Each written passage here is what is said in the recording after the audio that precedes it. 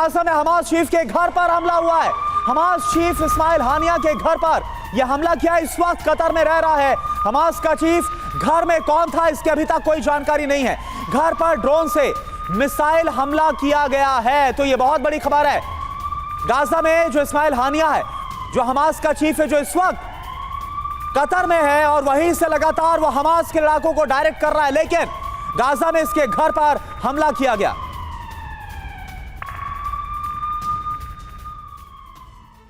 और देखिए एक और बड़ी खबर है, गाजा में एम्बुलेंस पर इजराइल का बड़ा हमला। अल शिफा अस्पताल के पास यह अटैक हुआ। हमले में 15 लोगों की मौत हो गई, 50 लोग घायल हैं। और जो हम आपको बता भी रहे थे, जो शुरुआत में हमने आपको कहा था कि किस तरह से आज गाजा एम्बुलेंस में आज ये हालात है, हालात बेहद गंभीर हैं। लोग लगातार घायल हो रहे हैं, मारे जा रहे हैं, और लोगों को अस्पताल पहुंचाने के लिए जिन एम्बुलेंस की जरूरत है उन एम्बुलेंस पर हमला किया जा रहा है। और इजरायली सेना यह बोल रही है कि एम्बुलेंस का सहारा हमास के लड़ाके ले रहे हैं, वो इसमें इन एम्बुलेंस के जरिए धोखा दे रहे हैं और इन एम्बुलेंस का इस्तेमाल किया जा रहा है इजरायली सेना के खिलाफ। तो अभी तक गाजा में इजराइल ने अस्पतालों को टारगेट बनाया था, लेकिन शायद पहली बार एम्बुलेंस पर हमला किया गया। जो तस्वीरें हमने आपको दिखाई, अल शिफा अस्पताल के बाहर इजरायली रक्षा बलों ने एयर स्ट्राइक की और इसकी जद में एक एम्बुलेंस आ गई। 15 लोगों की इसमें मौत हो गई, 50 से ज्यादा लोगों के घायल होने की बात कही जा रही है। आईडीएफ ने हमले की बात कबूल ली है। तर्क यह दिया गया है कि इस एम्बुलेंस की आड़ में हमास के लड़ाके छिपे हुए थे और मारे गए लोगों में हमास के लड़ाके भी शामिल हैं। लेकिन बड़ा सवाल ये उठता है कि क्या इजराइल का एम्बुलेंस पर यह हमला बदला है, या इजराइल को बदनामी का डर है, या फिर ऐसा करना उसकी मजबूरी है, क्योंकि इजराइल तर्क ये दे रहा है लगातार कि आम लोगों के बीच छिपे हमास के लड़ाकों को मारने का और कोई तरीका नहीं। क्योंकि हम ये भी देख रहे हैं कि अस्पतालों पर जो हमला हो रहा है, एम्बुलेंस पर यह जो हमला हुआ है, इसकी आलोचना भी अंतर्राष्ट्रीय स्तर पर हो रही है। हमास पर बेहद सनसनीखेज खुलासा आपके सामने कर रही है, बहुत बड़ी खबर है। मदद की आड़ में लड़ाकों को बचाने का प्लान, एम्बुलेंस में घायल लड़ाके भेजे जा रहे हैं।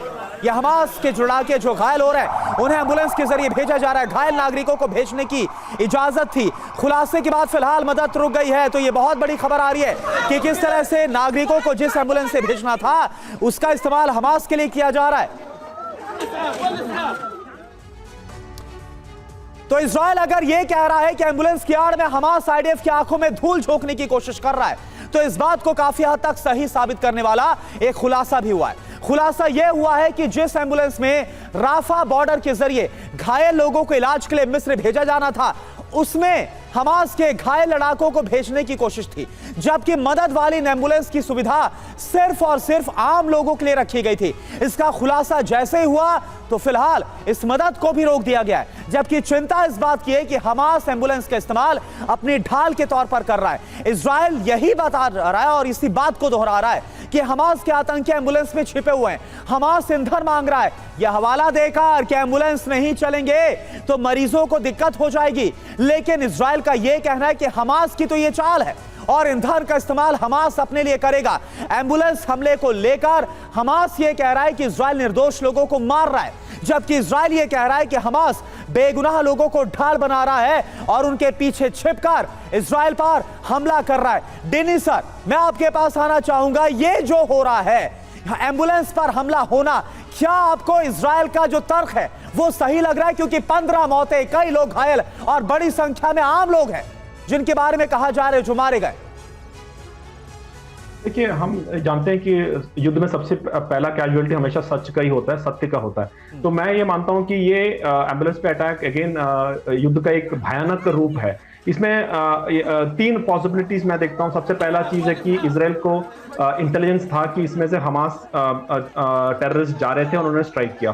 सेकंड पॉसिबिलिटी के इन्होंने, उनको इंटेलिजेंस नहीं था लेकिन फिर भी स्ट्राइक किया। और थर्ड पॉसिबिलिटी ये था कि एक्चुअली में हमास जो है वो जानबूझ के करने की कोशिश कर रहे थे, बल्कि मतलब जिस तरह से, क्योंकि क्या होता है कि हमास कौन है, हमास आम नागरिकों में से ही आया है, उनके वहीं के लोग हैं। तो इसलिए जो पहले जब आप एनालिसिस कर रहे थे उसमें से एक जो सबसे बड़ा चुनौती जो आईडीएफ को फेस होगा वो ये होगा कि अगर हमास ने जैसे यूनिफॉर्म चेंज कर दिया और अपने आप सिविलियंस में मिल गए तो उनको पकड़ना आईएलएफ के लिए बहुत मुश्किल होगा। तो that is the biggest challenge. उनकी पूरी लीडरशिप देश के मतलब गाजा के बाहर है और हमास जो फाइटर्स है वो कभी भी अपना चेंज कर सकते हैं और सिविलियंस के हाथ में मिल सकते हैं। तो क्या ऐसे मिलके वो बाहर गए, एम्बुलेंस में जाने की कोशिश कर रहे थे? तो ये सारे प्रश्न है जिसका उत्तर हम में से कोई भी बिल्कुल गारंटी की नजर नहीं सकता, लेकिन मैं ये मानता हूं कि दोनों तरफ रूल्स का पालन नहीं हो रहा है, क्योंकि इवन इजराइल की तरफ से एक फ्रेंच आई थिंक एक कल्चरल सेंटर पे भी अटैक हुआ। ठीक है सर, उन्होंने भी बिल्कुल, और ये होता हुआ देख भी रहे हैं और इजराइल पर काफी गंभीर आरोप लग भी रहे हैं।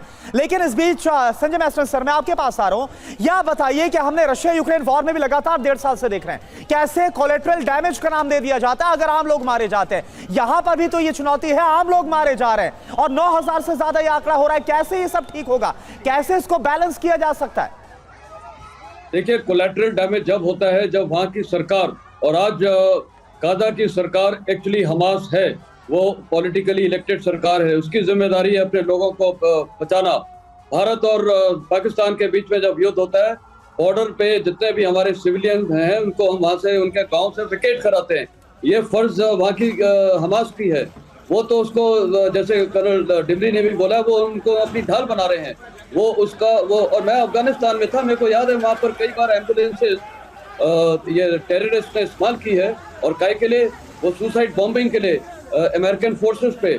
और तो ये एम्बुलेंसेज हैं, हॉस्पिटल्स हैं, ये इनकी एक स्ट्रेटेजी है इसको इस्तेमाल करना। और वो एक इंटरनेशनल उसको इश्यू बन जाता है कि लेकिन आम जनता नहीं जानती है कि वो कैसे ये गलत तरीके से ये एम्बुलेंस का, हॉस्पिटल्स का, स्कूल्स का, मस्जिद का इस्तेमाल करते हैं। तो ये बिल्कुल गलत स्ट्रेटेजी है और इंटरनेशनल बॉडीज को इसको कंडेम करना चाहिए।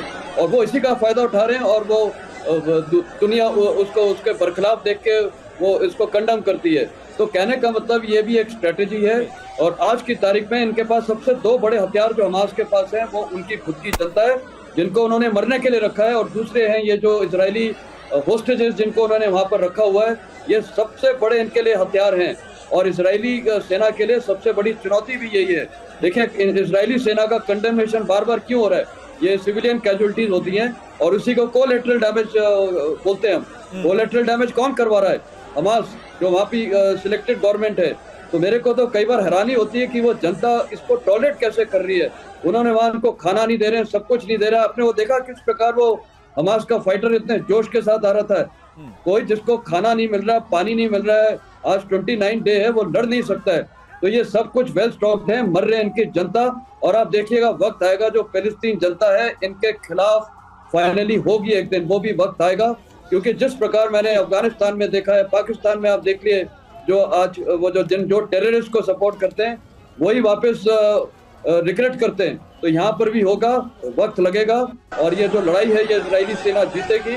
और ये मेरे ख्याल हमास ये मैं बोलूंगा गद्दारी कर रहे हैं। अपने लोगों को कोई कैसे मरवा सकता है, ये सबसे बड़ा चिन्ह है। ये तो पाकिस्तान आर्मी जो करती है आम जनता को लेके और सुसाइड बॉम्बर्स बनाती है, टेररिस्ट बनाती है, वो उनको इस्तेमाल करती है। लेकिन आज वही पाकिस्तान सफर कर रहा है जब ये लोग समझ गए। बिल्कुल, और ये फिलिस्तीनियों को भी सोचना होगा, देखना होगा कि आखिर जिस हमास का लगातार उसने समर्थन किया, आज वही हमास उनके लिए बड़ा काल साबित बन रहा है।